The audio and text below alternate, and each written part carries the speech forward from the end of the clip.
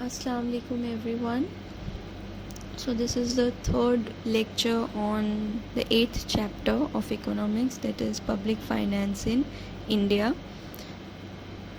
And in this lecture we'll study the fifth part of the structure of public finance, which is the last part of the structure.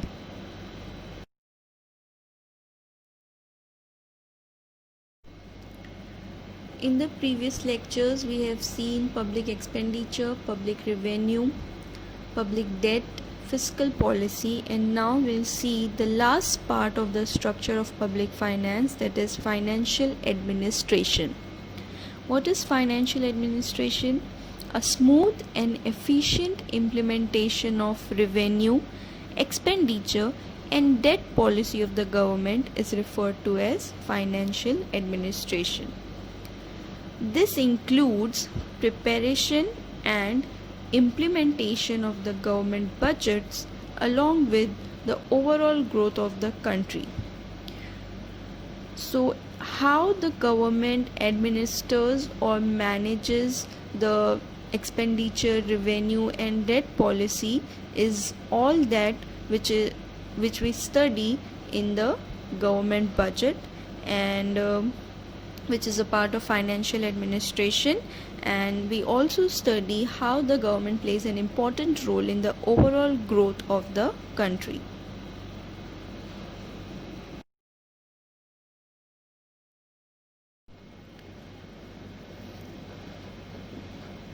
One of the important concept of financial administration is the government budget. Budget is an important instrument of financial administration through which all the financial affairs of the state are regulated. It is a financial statement showing the expected receipts and proposed expenditure of the government in the coming financial year. In India, a financial year is from 1st April to 31st March. The Constitution of India has a provision for annual financial statement. In every budget, a set of 7 budget documents describe the details of government finance in India. The word budget is derived from the French word budget, which means a bag or a wallet containing the financial proposals. These financial proposals are in the form of government expenditure and revenue. So when you are studying financial administration, you will have to study government budget, and government budget is nothing but the estimate of the revenue and expenditure of the government. The government decides well in advance what will be the revenue for the government, how much will be the revenue of the government, and how much will be the expenditure of the government. The government decides this income and expenditure for a particular year. So the government plans its revenue and expenditure for one financial year. The government budget is divided into two parts, that is budgeted receipts and budgeted expenditures, and each part can be further divided into revenue and capital. So we'll have revenue receipts, capital receipts, and we'll have revenue expenditure and capital expenditure.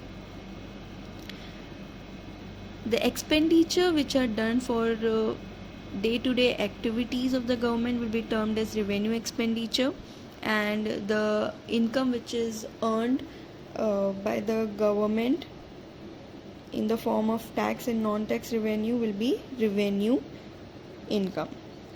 On the other hand, capital expenditure will be those expenditure which helps in the overall development of the economy, or it helps the government to develop the country. Those will be termed as capital expenditure. And also capital income will be those which are not regular in nature, for example loans from international bodies and so on. So entire budget is divided into revenue budget and capital budget.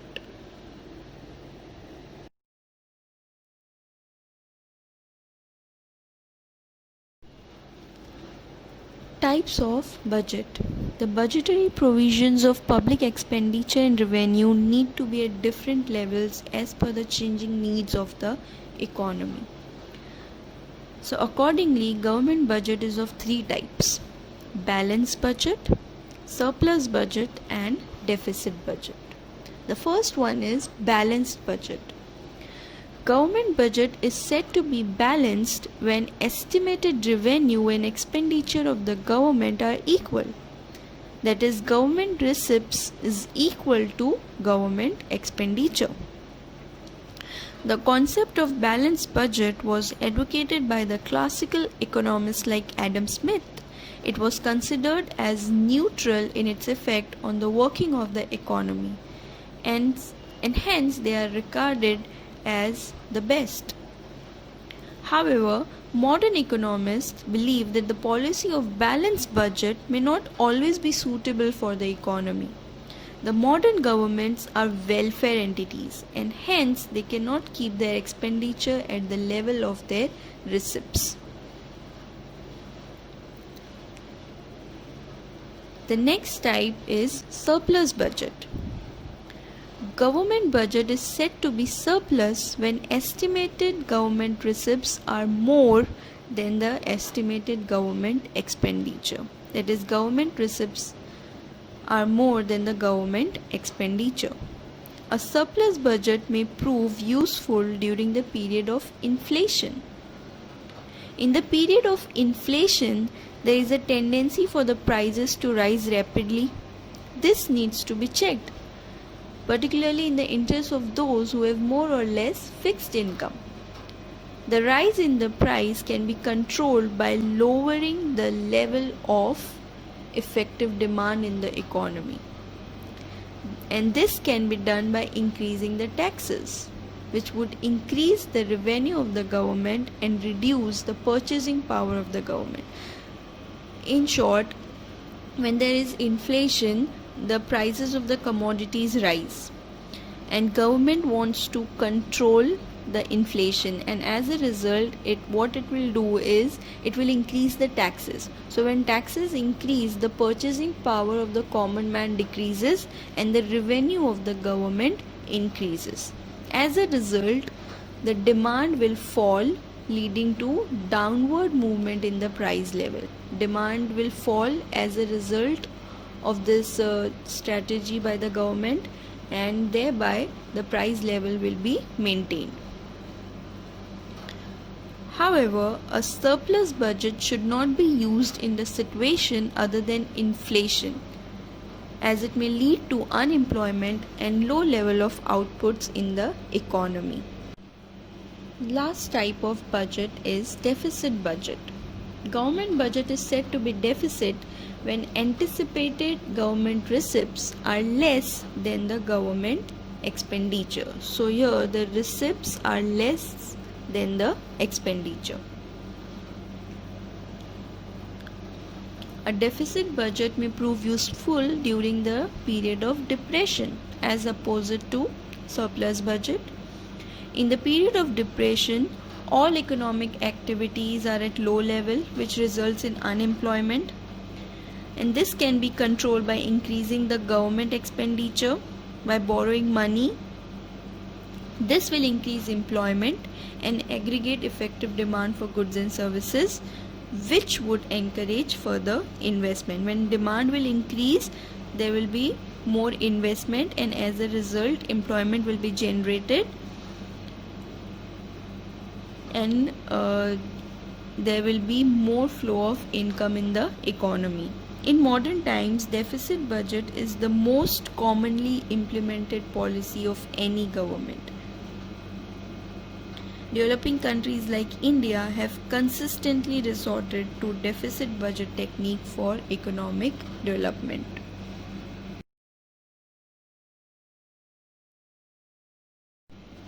Importance of budget. Budget is important because it affects people and economy in general in a number of ways. Taxes are the most interesting part of any budget. Taxes determine the fate of the businesses and individuals. The level of disposable income of the taxpayers depends on the tax rates presented by the budget. Another importance of budget is it affects the life of the citizen and overall economy. Government expenditure on various heads such as defense, administration, infrastructure, education and healthcare affects the lives of the citizens and overall economy. Budget is also important because governments use it as a medium for implementing economic policies in the country. The actions of the government affect the production, size and distribution of income, utilization of human and material resources of the country, and all this plays a very important role in the standard of living of the people. The scope and importance of public finance in modern economy has undergone an immense change since last 100 years, and budget has become an integral part of the overall government policy for economic growth and development.